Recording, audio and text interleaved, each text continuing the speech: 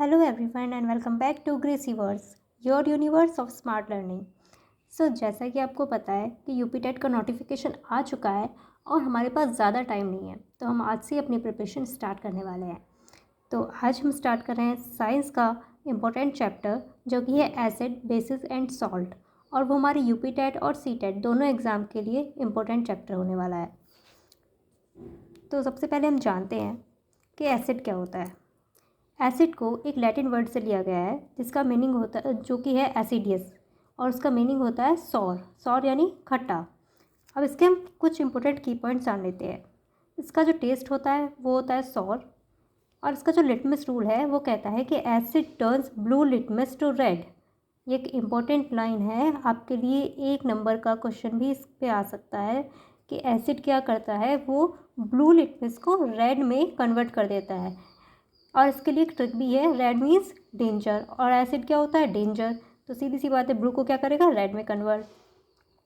अब हम और इसमें एक पॉइंट और ये भी है कि जो एसिड का पीएच होता है वो 7 से लेस होता है, यानी 1 2 3 4 5 6 तक जो है वो एसिड होगा, सब्सटेंस या कोई भी कंपोनेंट। अब हम बात कर लेंगे इसकी कुछ डिफरेंट थ्योरीज हैं, डिफरेंट कॉन्सेप्ट हैं जो कि डिफरेंट साइंटिस्ट ने दिए हैं। अरेनियस के अकॉर्डिंग जब एसिड को हम एक्वस मीडियम में डालेंगे तो वो क्या करेगा, H पॉजिटिव आयंस देगा, ठीक है। ब्रॉन्स्टेड के अकॉर्डिंग एसिड क्या होते हैं, प्रोटॉन डोनर होते हैं, और लुईस के अकॉर्डिंग एसिड क्या होता है, इलेक्ट्रॉन पेयर एक्सेप्टर होते हैं, ठीक है। अब हम कुछ सोर्स के बारे में बात कर लेते हैं और उनके अंदर कौन सा एसिड प्रेजेंट होता है उसके बारे में बात कर लेते हैं। विनेगर के अंदर होता है हमारा एसिडिक एसिड, कर्ड के अंदर होता है लैक्टिक एसिड, लेमन के अंदर होता है सिट्रिक एसिड, टर्माइट के अंदर होता है टार्टेरिक एसिड, आंट स्ट्रिंग के अंदर होता है फॉर्मिक एसिड। और ये जो आंट स्ट्रिंग के बारे में है, ये क्वेश्चन सीटेट के एग्जाम में कई बार ही रिपीट पे आया हुआ है। एप्पल में होता है मॉलिक एसिड, ग्रेप्स में होता है टार्टेरिक एसिड, टमाटो और स्पेनिश में होता है एक्सैलिक एसिड। और स्पेनिश में का भी क्वेश्चन जो है वो भी सीटेट में आया हुआ है। मैं आपको जो प्रीवियस ईयर की प्रैक्टिस कराऊंगी उसमें दिखाऊंगी कि स्पेनिश और आंट स्ट्रिंग के बारे में पूछा गया है। तो ये एक इंपॉर्टेंट चार्ट है, इसको आप लर्न कर लेना। और जो आंवला और हमारे सिट्रस फ्रूट होते हैं उसमें होता है एब्जॉरिक एसिड, ठीक है। अब हम बात करेंगे classification of acid on the basis of. हम क्लासिफाइड कर सकते हैं एसिड को 2 चीज़ों के बेस पर, पहला होता है कंसनट्रेशन और दूसरा है आयनाइजिंग कैपेसिटी। सबसे पहले हम बात करने वाले हैं कंसनट्रेशन के बारे में। हमारे जो एसिड होते हैं वो 2 टाइप्स के होते हैं, पहला होता है कंसनट्रेटेड और दूसरा होता है डाइल्यूट। जो कंसनट्रेटेड होता है उसमें क्या होता है, एसिड जो है वो ज़्यादा होगा और पानी क्या होगा, कम होगा, मोर एसिड लेस वाटर।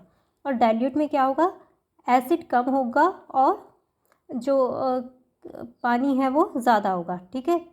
इतना समझ में आया। अब हम नेक्स्ट बात करेंगे इसके दूसरे पार्ट की, वो है आयनाइजिंग कैपेसिटी।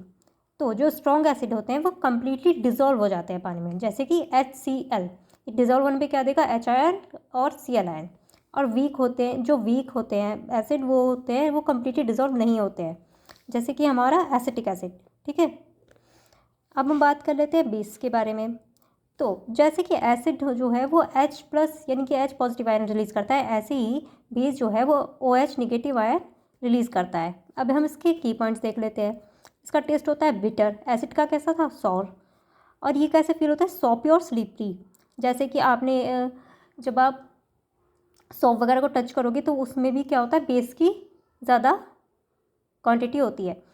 और इसका लिटमस रूल क्या कहता है कि base turn red litmus to blue. देखो, बी से बेस और बी से ब्लू, ये इसकी ट्रिक है।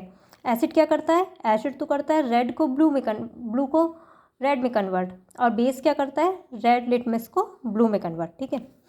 एक इम्पोर्टेंट टर्म है जो कि यूपी टेट में एक एग्ज़ाम में आई हुई है, वो है एल्कलीज। तो एल्कलीज क्या होता है, these are base that dissolve in water, जो कि पानी में बिल्कुल घुल जाते हैं, वो वाले बेस, जैसे कि NaOH, ठीक है, सोडियम हाइड्रोक्साइड। अब मैं कुछ इंपॉर्टेंट बेसिस हैं, उनके फार्मूलाज हैं, उनके यूजेस हैं, उसके बारे में डिस्कस करूँगी। और ये इम्पोर्टेंट है, एग्ज़ाम में फार्मूला भी पूछे जाते हैं और कभी कभी इनके यूजेस भी। सबसे पहले है हमारा सोडियम हाइड्रोक्साइड। सोडियम हाइड्रोक्साइड काहे में यूज़ होता है, वो जो हमारे सोप वगैरह होते हैं उसमें होता है सोडियम हाइड्रोक्साइड, इसका फॉर्मूला है NaOH। नेक्स्ट है सोडियम कार्बोनेट। जितने भी डिटर्जेंट वगैरह होते हैं उनमें सोडियम कार्बोनेट की क्वांटिटी पाई जाती है, जिसका फॉर्मूला है Na2CO3। फिर है सोडियम बायोकार्बोनेट, जो कि है बेकिंग सोडा।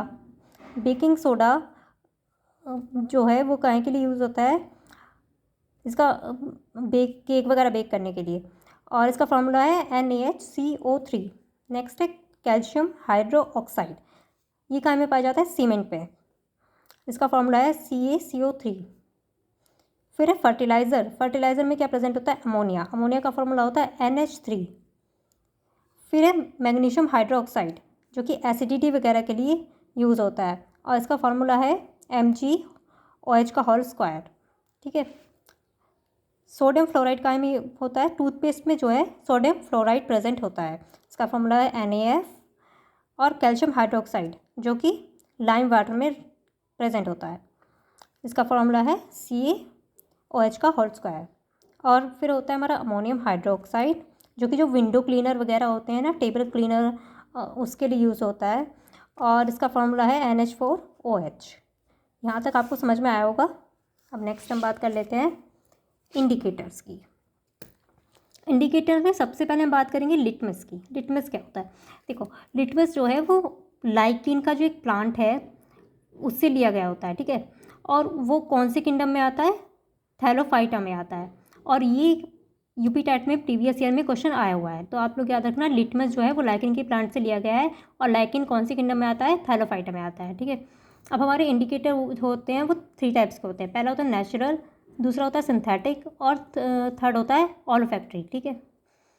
अब सबसे पहले हम लिटमस की बात कर लेंगे, और फिर उसके एसिड बेस के बारे में बात कर लेंगे। नेचुरल के अंदर आएगा, ठीक है।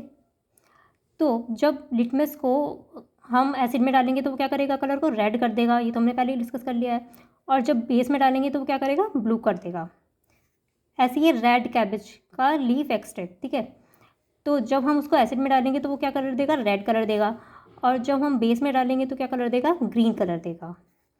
फ्लावर्स ऑफ हाइड्रेंसी, और ये जब हम एसिड में डालेंगे तो ये ब्लू कलर देगा, और जब बेस में डालेंगे तो पिंक कलर देगा।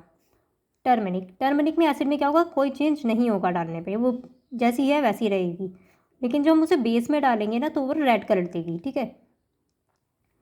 फिर है, आप इसको कभी भी आपने देखा होगा, जब आप कपड़ों पे अगर आपके हल्दी लग जाती है और उसको अगर आप उस पर लगाएंगे डिटर्जेंट सोप वगैरह, तो वो थोड़ा रेडिश हो जाती है।